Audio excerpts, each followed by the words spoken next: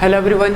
मैं सौरभ भिलवार और इस वीडियो हम देखने वाले हैं क्लास 12th में राजनीतिक विज्ञान पॉलिटिकल साइंस के अंदर जो सेकंड बुक है हमारी इंडियन पॉलिटिक्स के बारे में, जो बात करती है कि आखिरकार भारत में आज़ादी के बाद कौन कौन सी घटनाएं घटी हैं। तो उन सब के बारे में दूसरी बुक हमें बताती है कि भारत के अंदर कौन कौन सी घटनाएं, भारतीय राजनीति में कौन कौन से बदलाव, कौन कौन सी उथल पुथल हमको देखने को नज़र आती है। तो बात वही थी सारी की सारी कि चलो भारतीय राजनीति के बारे में बात करेंगे। तो भारतीय राजनीति की जो बुक में जो पहला चैप्टर है आपका, उसका एक बहुत अच्छा टॉपिक है। टॉपिक का नाम है स्टेट रीऑर्गेनाइजेशन कमीशन, राज्य पुनर्गठन आयोग। राज्य पुनर्गठन आयोग हमारा मेन टॉपिक नहीं है। अब मेन टॉपिक नहीं है तो इसका कारण क्या हो सकता है कि यार मेन टॉपिक नहीं है तो क्या पेपर में नहीं पूछा जा सकता। यार कारण इसका ये है कहीं ना कहीं कि इसको ज़्यादा लाइट में नहीं लिया जाता। अब लाइट में क्यों नहीं लिया जाता, कारण तो समझ में नहीं आता, पर इसका मतलब ये बिल्कुल भी नहीं है कि यहाँ से क्वेश्चन नहीं आता। और मोस्टली देखा गया है कि हर साल यहाँ पर किसी न किसी एग्ज़ाम में आपका ये क्वेश्चन पूछा ही गया है। तो चलिए बात करते हैं इसी राज्य पुनर्गठन आयोग की। तो सबसे पहला जो सवाल है कि आखिरकार राज्य पुनर्गठन आयोग यानी स्टेट रीऑर्गेनाइजेशन कमीशन है क्या। स्टेट रीऑर्गेनाइजेशन कमीशन की अगर हम बात करें तो स्टेट रीऑर्गेनाइजेशन कमीशन का मतलब आपको नाम से ही समझ में आता होगा कि इसका जो निर्माण किया गया, ये जो कमीशन बनाया गया, स्टेट्स को फॉर्म करने के लिए किया गया, स्टेट्स को रीऑर्गेनाइज करने के लिए किया गया। स्टेट्स को रीऑर्गेनाइज मतलब स्टेट्स तो भारत में पहले से ही थे, उसको रीऑर्गेनाइज करना, आज़ादी के बाद स्टेट्स को रीऑर्गेनाइज करना भी एक अच्छा बहुत बड़ा चैलेंज था हमारे सामने। तो इसी चैलेंज को हमने कैसे सॉल्व किया है और तो शुरुआत कैसे होती है इसकी। तो राज्य पुनर्गठन आयोग की अगर परिभाषा की बात करें तो परिभाषा बड़ी सिंपल सी है कि राज्य पुनर्गठन आयोग का कार्य राज्यों का पुनर्गठन करना अथवा निर्माण करना है।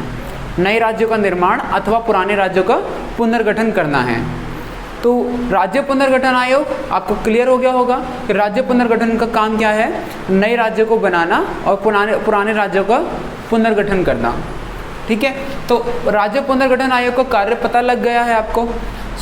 अब ये भारत में काम कब स्टार्ट हुआ। कॉमन सी बात है कि भारत में जो काम स्टार्ट हुआ है ये हमारा हुआ है 1947 में हम आज़ाद हो चुके थे और 1947 में जब हम आज़ाद हुए तो आज़ादी के बाद हमको एक बहुत बेहतर चीज़ नज़र आती है कि हम आज़ाद तो हो गए हैं, सब कुछ ठीक ठाक है, बट भारत के अंदर ये बात कहीं ना कहीं पहले की जा चुकी थी। एक हिस्ट्री के अंदर अगर हम देखें तो स्टेट रीऑर्गेनाइजेशन की बात की जा चुकी थी कि भारत के में जो नए राज्य बनाए जाएंगे, भारत में नए राज्य बनाए जाएंगे, राज्य जो होने चाहिए, जो स्टेट होने चाहिए, उनका जो बेस होना चाहिए ना, वो बेस किस बेस होना चाहिए, किस आधार पर होना चाहिए। उनका जो आधार होना चाहिए, आधार इनका भाषा होना चाहिए। मतलब भाषा के भारत में जो राज्य बनेंगे, जो स्टेट्स बनेंगे, वो किसके आधार पर बनेंगे, भाषा के आधार पर बनेंगे। भारत में राज्यों का निर्माण भाषा के आधार पर होना था।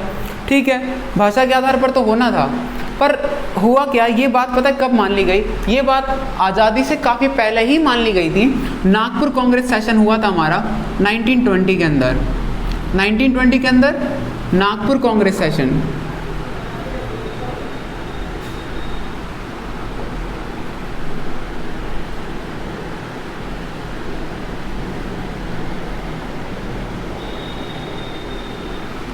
नागपुर कांग्रेस सेशन के अंदर ये बात हो चुकी थी कि भाई भारत के अंदर जो राज्यों का निर्माण भाषा के आधार पर होगा। परंतु होता क्या है कि यह बात इतना पहले फिक्स कर ली गई, पर बाद में भी आज़ादी के बाद जब हम आज़ाद हो गए, आज़ाद होने के बाद हमारा कॉन्स्टिट्यूशन बना, जब हमारा कॉन्स्टिट्यूशन इम्प्लीमेंट हुआ तो उसमें भी कहीं भी ऐसी बात नहीं की गई थी कि भारत में जो राज्य होंगे वो भाषा के आधार पर होंगे। तो कहीं ना कहीं जिन लोगों को आशा थी कि उनको एक राज्य अलग से मिलेगा उनकी भाषा के आधार पर, तो ऐसा कुछ भी नहीं हुआ। तो कहीं ना कहीं फिर उनके अंदर एक निराशा देखने को मिली। अब इसी निराशा के कारण होता क्या है कि एक स्टेट भारत के अंदर जो आज आंध्र प्रदेश के नाम से जाना जाता है, यह जो देश है, पहले ये जो राज्य है आंध्र प्रदेश, सॉरी मैंने देश बोल दिया, ये जो राज्य है, तो राज्य पहले किस में शामिल था, जो आंध्र प्रदेश था पहले वो 4 स्टेट का भाग हुआ करता था। पहले आंध्र प्रदेश बिलोंग ही नहीं करता था कि कहाँ है आंध्र प्रदेश, हमको पता ही नहीं है। पहले आंध्र प्रदेश किन 4 स्टेट का भाग था। पहले जो आंध्र प्रदेश था वो आज का जो तमिलनाडु है इसके अंदर शामिल था।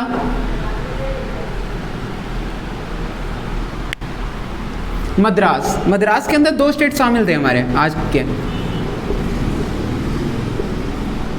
पहले मात्र एक मद्रास था।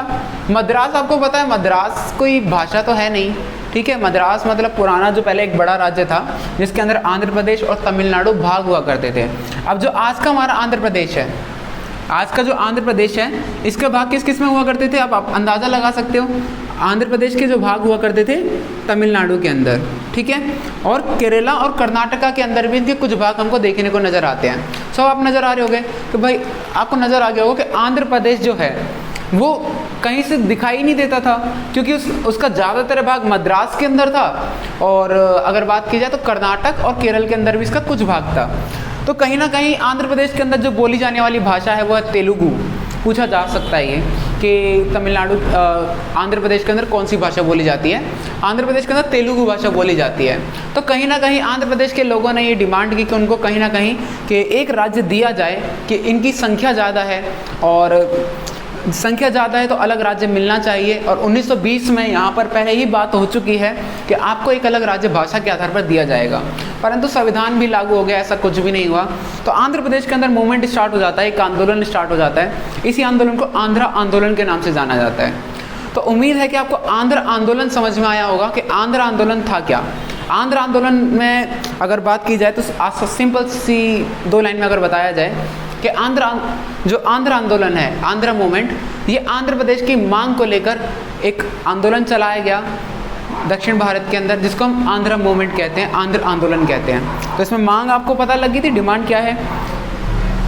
अगर डिमांड के अलावा अगर हम बात करें तो और क्या चीज़ें चाहिए आपको, तो यहाँ पर हमने देखा कि सब कुछ ठीक चल रहा था, चलो कोई दिक्कत नहीं है, आंदोलन हो रहा है। पर आंदोलन तो बहुत होते रहे, पर ये आंदोलन कहीं ना कहीं एक विशेष था, खास था। खास इसलिए था कि आंदोलन की मांग हो रही है और भारत के जो नेता हैं उन्होंने कॉन्स्टिट्यूशन में ऐसी कोई बात नहीं की कि भाषा के आधार पर भारत में राज्य बनेंगे। ऐसा क्यों नहीं कहा गया, क्या कारण था। तो कारण की अगर बात करें तो बहुत ही सिंपल सा कारण बना सकते हैं हम कि भारत में राज्य जो बनाए गए भाषा के आधार पर नहीं बनाए गए थे शुरुआत में। उसका कारण ये था, भारत के जितने भी जो नेता थे उन सबको कहीं ना कहीं इस बात का डर था कि कहीं ऐसा ना हो जाए ये कहीं भारत की अखंडता के लिए खतरा हो, भारत की अखंडता अर्थात यूनिटी को कहीं ये खतरा ना पहुंचाएं। क्योंकि हुआ क्या था कि भारत में एक समुदाय जो बहुत संख्या में पहले था, जिसको मुस्लिम कहते हैं, तो इनकी संख्या अच्छी खासी थी, जिसके कारण होता क्या है कि इन लोगों ने एक अलग स्टेट की, एक अलग कंट्री की डिमांड कर ली। तो कहीं ना कहीं आपको पता है कि जब भी हमसे एक गलती हो जाती है तो हम दूसरी गलती करने के लिए कितना भाई बचते रहते हैं कि कोई गलती से भी दूसरी गलती ना हो जाए। तो आंध्र प्रदेश की बात हुई, यहाँ पर ठीक था सब कुछ। तो आंध्र प्रदेश की बात के साथ में तो यहाँ पर एक व्यक्ति निकल कर आते हैं जिनका नाम था पोट्टी श्री रामुलु, ठीक है। सो पोट्टी श्री रामुलु जो व्यक्ति हैं, इन्होंने आंध्र प्रदेश के आंदोलन में बहुत बड़ी भूमिका निभाई और ये फ्रीडम फाइटर भी रहे हमारे। तो अब भाई फ्रीडम फाइटर और एक ऐसे मूवमेंट के अंदर अगर भाग लेते हैं, सरकार ने बात नहीं सुन रही थी, फ्रीडम फाइटर की भी बात नहीं सुन रही थी, तो 56 डेज ये रेगुलर हंगर स्ट्राइक पर रहे। 56 डेज हंगर स्ट्राइक पर, भूख हड़ताल पर रहे और 56 दिन बाद इनकी डेथ हो जाती है। 56 दिन बाद जब इनकी डेथ हो जाती है तो ये लगभग इनकी डेथ के बारे में अगर बात की जाए तो 1952 में इनकी डेथ हो जाती है दिसंबर के अंदर, भूख हड़ताल पर। तो अब इस आंदोलन, आपको पता है कि अगर ऐसी सिचुएशन आ जाती है कभी, तो यहाँ पर साफ साफ इस व्यक्ति जो पोट्टी श्री रामुलु हैं, अब इनकी मृत्यु का जिम्मेदार साफ साफ भारत सरकार को ही ठहराया जाएगा कि आपने इनकी बात नहीं सुनी इसलिए इनकी मृत्यु हो गई। तो ठीक ठाक था कि भाई बात तो सुननी चाहिए थी पर नहीं सुनी गई, ये समस्या बहुत बड़ी रही कि चलो कोई नहीं, जो भी होगा अब देखा जाएगा। इसके बाद हम एक काम कर लेते हैं कि भारत सरकार, प्रधानमंत्री ने यह मांग स्वीकार कर ली कि दिसंबर 1952 के अंदर ही ये मांग स्वीकार कर ली थी कि आंध्र प्रदेश को एक नया राज्य बना दिया जाएगा। और फिर भारत के जो नेता थे उनको भी कहीं ना कहीं ये लगा कि कहीं ऐसा मूवमेंट दोबारा ना हो जाए, किसी और स्टेट के अंदर किसी और स्टेट की डिमांड इस तरीके से ना हो जाए। तो 1953, क्योंकि दिसंबर की तो बात है, तो दिसंबर के बाद 1953 हो ही जाएगा। तो 1953 में इन लोगों ने क्या किया, 1953 में इन लोगों ने एक बहुत ही बेहतर तरीके से एक आंदोलन किया, और आंदोलन नहीं, इन्होंने क्या किया कि हाँ भाई एक स्टेट रीऑर्गेनाइजेशन कमीशन बना दिया, स्टेट रीऑर्गेनाइजेशन कमीशन, राज्य पुनर्गठन आयोग बनाया, जो यहाँ पर लिखा हुआ है ना, राज्य पुनर्गठन आयोग। तो राज्य पुनर्गठन आयोग बना दिया गया, और राज्य पुनर्गठन आयोग बनाने के बाद क्या होता है कि राज्य पुनर्गठन आयोग जब बनाया गया, तो इस आयोग को बनाने के बाद, इस आयोग को बनाने के बाद इसको काम सौंपा गया कि भारत में ऐसे कितने राज्य बनाने चाहिए, आप पता करके आइए। अब ये काम किसी छोटे मोटे इंसान को तो पकड़ा नहीं देंगे, तो ये जो काम दिया गया, ये दिया गया हमारे जज को, जो जज थे एक न्यायाधीश हैं जिनका नाम है फजल अली। तो फजल अली इस कमीशन के हेड हुआ करते थे, इसलिए इनका नाम रखा गया फजल अली आयोग। तो फजल अली आयोग उस कमीशन के हेड थे, राज्य पुनर्गठन आयोग के हेड थे। तो इन्होंने क्या किया, इन्होंने 2 साल तक अपना खोजबीन की, जांच की, पूरा परीक्षण किया, सारी चीज़ें। तो ये सब करने के बाद जो इन्होंने निष्कर्ष निकाला, वो जो निष्कर्ष निकालते हैं ये 1955 तक कि हाँ भाई ये रिपोर्ट हमारी तैयार हो गई है, और 1955 में रिपोर्ट सौंप देते हैं भारत सरकार को। तो अब सवाल यहाँ से आता है कि रिपोर्ट में क्या था आखिरकार। तो रिपोर्ट में बहुत ही सिंपल चीज़ है, कुछ रिकमेंडेशन है। रिकमेंडेशन अर्थात सिफारिश पूछा भी जाता है, यही पूछा जाता है कि आखिरकार राज्य पुनर्गठन के आयोग की सिफारिशें क्या थी। सो राज्य पुनर्गठन आयोग की जो सिफारिशें थी वो बहुत ही सिंपल सी 2 सिफारिशें हैं मात्र, कि भारत के अंदर भाषा के आधार पर ही राज्यों का पुनर्गठन होना चाहिए। पुनर्गठन अर्थात निर्माण होना चाहिए। जैसे कि लाइक तमिलनाडु, आपको पता होगा तमिलनाडु का जो एरिया है इसके अंदर तमिल भाषा बोली जाती है, तो तमिलनाडु बना दी जाए। पहले तमिलनाडु एग्जिस्ट नहीं करता था। तमिलनाडु कहाँ था, तमिलनाडु मद्रास का भाग था।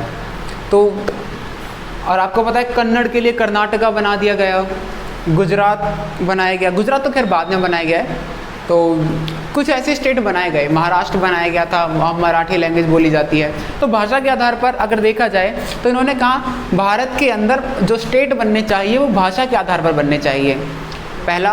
और दूसरा जो सिफारिश थी, जो दूसरा सुझाव था, वो सुझाव ये था कि भारत के अंदर जो राज्य जो 14 राज्य बनाने चाहिए और 6 केंद्र शासित प्रदेश।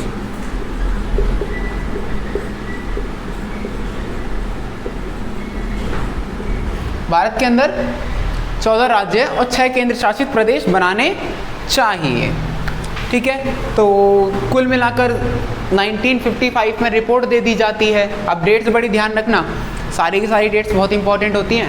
1952 में क्या हुआ, पोटी श्री रामुलु की डेथ हो जाती है। 1953 में क्या होता है, 1953 के अंदर स्टेट रीऑर्गेनाइजेशन कमीशन बनाया जाता है, जिसके हेड कौन होते हैं, डॉक्टर फजल अली। और 1953 में, और ये रिपोर्ट अपनी कब देते हैं, 1955 के अंदर अपनी रिपोर्ट देते हैं। और लास्ट डेट है हमारी 1956 में। 1956 के अंदर कानून बना दिया जाता है, अधिनियम बना दिया जाता है, जिसके तहत भारत में राज्यों का निर्माण होने लग जाता है भारत भाषा के आधार पर। तो भाषा के आधार पर राज्यों का निर्माण हो गया। तो निर्माण तो आपको पता ही लग गया कि भाषा के आधार पर हुआ है। तो अगर यहाँ से एक सवाल और बन सकता है आपका कि भाषा के आधार पर बनने वाले पहले राज्य का नाम क्या है, तो भाषा के आधार पर बनने वाले पहले राज्य का नाम आंध्र प्रदेश है। होपफुली वीडियो में आपको सब कुछ समझ में आया होगा, क्लियर होगा। अगर क्लियर नहीं होगा तो कमेंट बॉक्स में आप क्वेश्चन कर सकते हैं। अगर कोई भी टॉपिक आपको क्लास 12 की पॉल साइंस से थोड़ा सा भी टफ लगता है कि हाँ भैया समझ में नहीं आया, तो आप बहुत ही आसानी से पूछ सकते हो, ठीक है। कमेंट बॉक्स आप ही के लिए है, तो डाल दीजिएगा। अगर वीडियो अच्छी लगी होगी तो please like the video, subscribe the channel and thank you for watching the video.